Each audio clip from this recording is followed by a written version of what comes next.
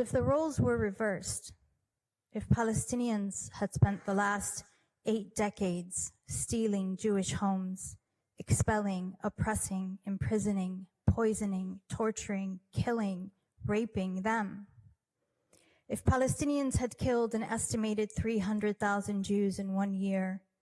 targeted their journalists, their thinkers, their healthcare workers, their athletes, their artists, bombed every Israeli hospital, university, library, museum, cultural center, synagogue,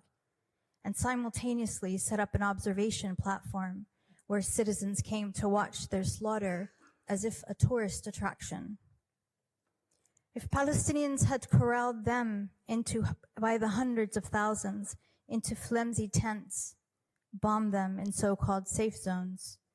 burned them alive, cut off their food and water and medicine, if Palestinians made their children wander barefoot with empty pots, made them gather the flesh of their parents into plastic bags, bury their siblings, their cousins, their friends, made them sneak out from their tents at night to sleep on their parents' graves, made them pray for death,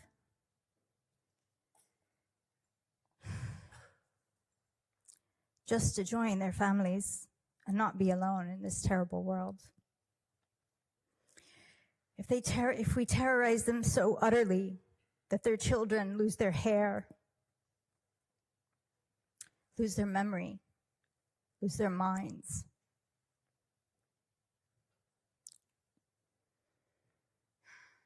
and made those as young as 4 and 5 die of heart attacks,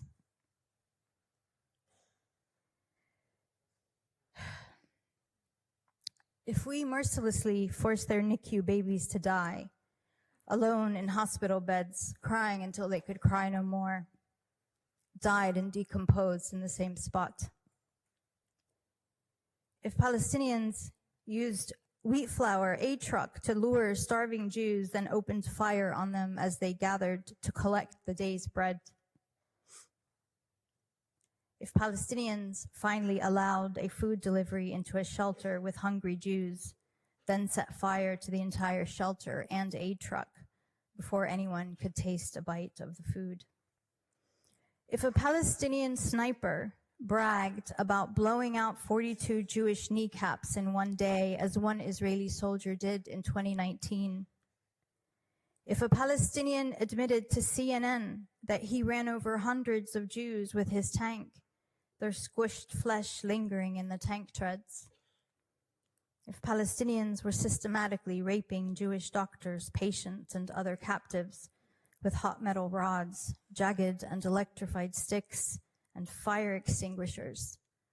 sometimes raping them to death, as happened with Dr. Adnan al-Bursh and others. If Jewish women were forced to give birth in filth, get C-sections or leg amputations without anesthesia, if we destroyed their children, then decorated our tanks with their toys, if we killed or displaced their women, then posed in their lingerie, if the world were watching the live-streamed systematic annihilation of Jews in real time, there would be no debating whether that constituted terrorism or genocide. And yet,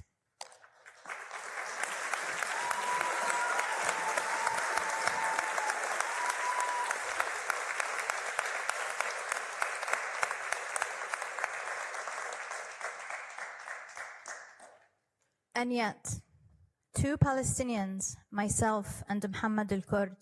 showed up here to do just that, enduring the indignity